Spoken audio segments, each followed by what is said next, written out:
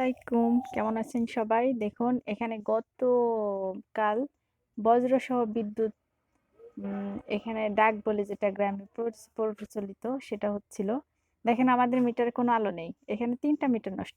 আমি ভেতরটা দেখাচ্ছি, ভেতরে লাইন আছে কিন্তু মিটার নষ্ট হয়ে গেছে। রাউটারে আলো জ্বলছে। রাউটারে আলো জ্বলছে। এগুলোতে সবই আলো জ্বলছে। কিন্তু মিটারে কোনো আলো নেই।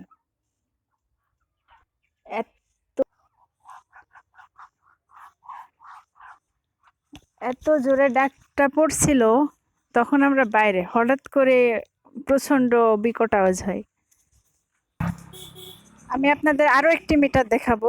ঠিক আছে? আমার বাড়ির সাথেই আরকি। দেখুন, এই যে এই ঘরে একটা মিটার আছে। এই মিটারটা টোটালি খুলে পড়ে গেছিল। এর উপরে কাভার দেখেন একটুও নেই। ভিতরে বিদ্যুৎ চালিত। কিন্তু এর মিটারে কোনো মানে যে মেশিনটা আছে সেটাতে কোনো কাজ করছে না। কোনো চিহ্নই উঠছে না। এত পরিমাণ শব্দ হয়েছিল। আমি সামনে আরো একটা মিটার দেখাবো, চলুন। আমি সামনে ক্রস করছি, আর একটা মিটার আছে, চলুন ওটাও দেখাবো। একই অবস্থা, অনেক জোরে শব্দ হয়েছিল। আমি আর একটা বাড়ির দিকে যাচ্ছি, এই মিটারটার একই অবস্থা। শুধু তাই না, আমাদের একটা মাল্টিপ্লাগ নষ্ট হয়েছে, ফোনের চার্জারের সমস্যা।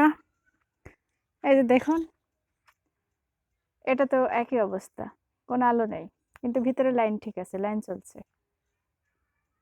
আর যে ওইখানে খুঁটিতে ছিল ফেস পড়ে গেছিল, মিস্ত্রি এসে ঠিক করে দিয়ে গেছে। তারপরে আমরা লক্ষ্য করি যে আমাদের মিটারগুলো এই সমস্যা হয়েছে। এই যে দেখছেন, মিটারে কোনো আলো নেই। আর সামনের বাড়িতে ওদের ফ্যান নষ্ট হয়েছে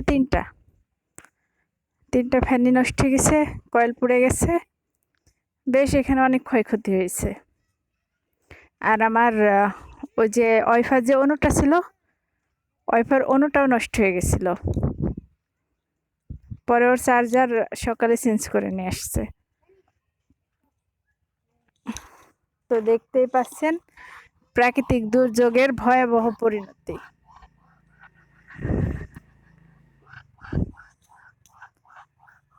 ডাকটা পড়ছিল প্রায় দুপুরের দিকে।